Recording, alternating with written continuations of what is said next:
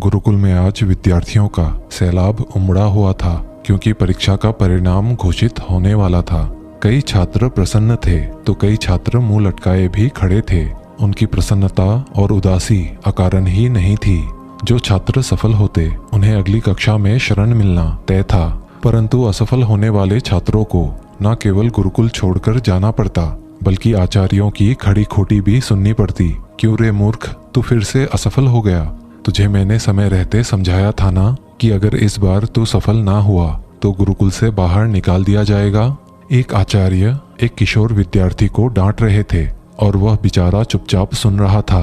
डरते डरते उसने गुरुकुल के प्रधान आचार्य से निवेदन किया, आचार्य देव, मैंने अपनी तरफ से तो पूर्ण प्रयास किया था, परंतु निर्बल स्मरण शक्ति के कारण मैं जो भी याद करता हूँ उसे थोड़ी देर बाद ही भूल जाता हूँ। कृपया मुझे एक अवसर और देने की कृपा करें। यदि तुझे कुछ स्मरण ही नहीं रहता तो फिर तू सफल कैसे हो पाएगा और तेरे विद्याधन करने का भी क्या लाभ होगा?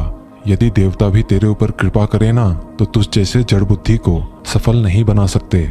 आचार्य ने अपने इन तीव्र शब्दों के साथ भरतराज की बहुत बुराई की और उस पर चिल्लाते हुए उसे गुरुकुल से बाहर निकल जाने के लिए कहा।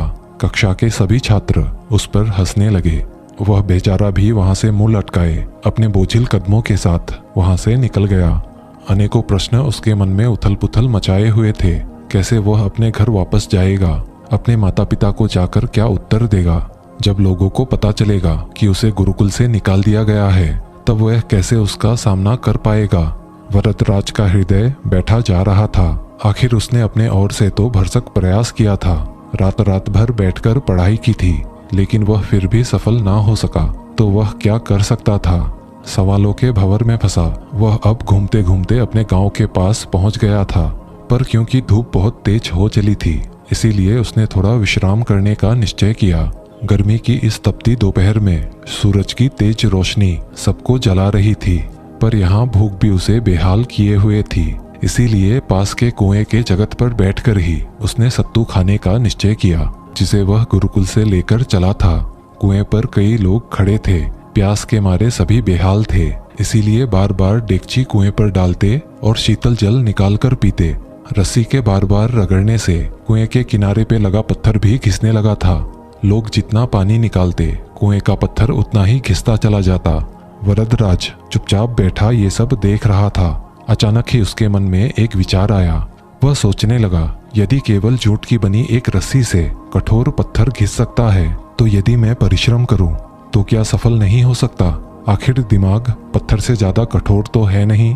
वरदराज के मन में आशा की ज्योति जगमगा उठी। वह उठ खड़ा हुआ और तुरंत ही उसने निश्चय किया कि वह वापस गुरुकुल लौट जाएगा और फिर से अध्ययन आरंभ करेगा।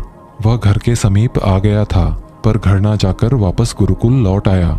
उसके साथी उसे देखकर आश्चर्यचकित हो गए थे। उसकी बातें सुनकर आचार्य ने पहले तो उसे बहुत डांटा और उसकी बहुत बुराई की, पर फिर उसके बहुत अनय विनय करने पर, प्रार्थना करने पर द्रवित होकर उसे आचार्य ने गुरुकुल में दोबारा प्रवेश दे दिया। इस बार भरतराज ने अध्ययन में दिन रात एक कर दिया और जब परीक्षा का परिणाम आया तो संपूर्ण गुरुकुल स्तब्ध था। भरतराज न केवल सफल हुआ था बल्कि उसने संपूर्ण गुरुकुल में प्रथम स्थान प्राप्त किया था। एक समय जरमूर्ख समझने वाला ये बालक आगे चलकर संस्कृत का बहुत बड़ा विद्वान बना। उसने कई अद्वितीय ग्रंथों की रचना की। छात्र उसका शिष्य बनना गौरव की बात समझते थे, पर यह सब किसी जादू से संभव नहीं हुआ था। यह आश्चर्यजनक परिणाम उपजा था गहन अध्ययन से, कड़ी मेहनत से, कठोर परिश्रम और प्रबल इच्छा शक्ति के साथ ही यह असंभव कार्य संभव हुआ था।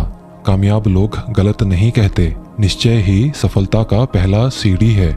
सच्चा संकल्प एक ऐसा अचूक शस्त्र है जो कभी खाली नहीं जाता। यदि हम किसी भी कार्य को करने का संकल्प कर लें तो ऐसा कौन सा अवरोध है जो उसके मार्ग में चट्टान बनकर खड़ा हो जाए? निसंदेह ऐसा कुछ भी नहीं। करोड़ों युवाओं के प्रेरणा स्रोत स्वामी विवेकानंद। स्वामी विवेकानंद ने एक बार कहा था, मुझे पूर्ण विश्वास है कि ब्रह्मांड में कोई भी शक्ति किसी भी व्यक्ति को उस चीज को हासिल करने से नहीं रोक सकती जिसका वह वास्तव में हकदार है।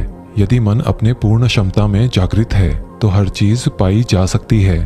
पहाड़ों को भी खाक में मिलाया जा सकता है, संकल्प ही जीवन में दूसरे किसी भी चीज से ज्यादा शक्तिशाली है। प्रबल इच्छा शक्ति के सामने हर चीज को झुकना ही पड़ता है, क्योंकि यह सीधे भगवान से आती है। एक शुद्ध और शक्तिशाली संकल्प सर्वशक्तिमान है। दोस्तों, आशा करते हैं आज की ये कहानी आपको अच्छी लगी होगी। वीडियो अगर अच्छी लगी हो तो इसे एक लाइक, अगर आप चैनल पे नए हैं तो चैनल को सब्सक्राइब भी कर ही लीजिएगा। मिलते हैं अगले वीडियो में, तब तक के लिए धन्यवाद।